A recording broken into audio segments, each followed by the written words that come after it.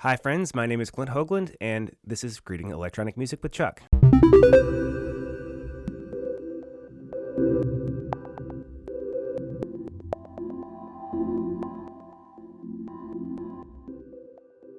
In our last video, I showed you how to make a simple program in Chuck, how to log some text to the console, and how to make a simple sound. In this tutorial, I want to show you how to store that sound at disk and look at it in an audio editor, specifically Audacity. So here we have our first program that we use to make a sound. We're going to add a couple of things to it. Now, once again, I want you to type exactly what I type. I'm going to delete this semicolon. I'm going to add another Chuck operator. And I'm going to type the capital W, lowercase v, capital O, lowercase ut.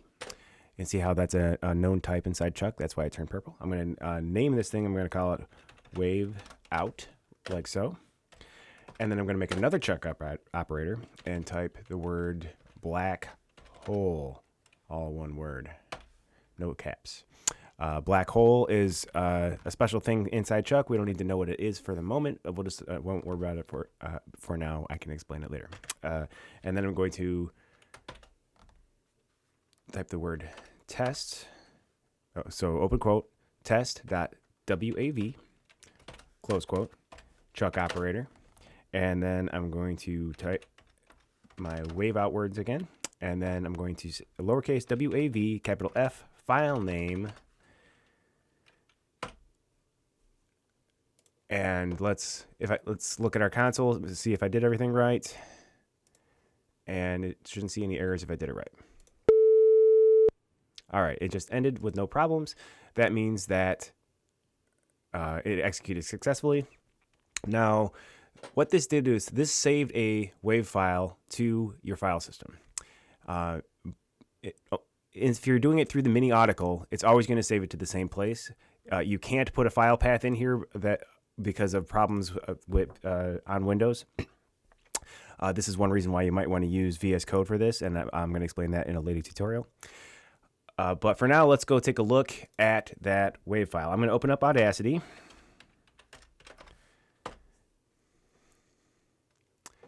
And I'm going to go to the File menu, Open. And we'll go to this PC, go to Windows C, Users, My Name. So this would be you. And see, there's a test.wav in here. And look, we got a 1 second waveform. And if I want to click in the middle of it and hit my control key and then mouse wheel in, we can zoom and you can see that it is a sine wave. What the different oscillators do and what they mean is something that we can explore in depth later on if you want. But for now, we see that this is a sine wave and we've examined it in Audacity. Something cool that you can do is you go back into Mini Article. You want to change this to a different waveform. Let's say you want it to be a triangle oscillator instead of a sine oscillator. And again, with the different oscillators, something we can talk about more later on. And launch it again. Sounds a little different. Go back into Audacity. The waveform changed.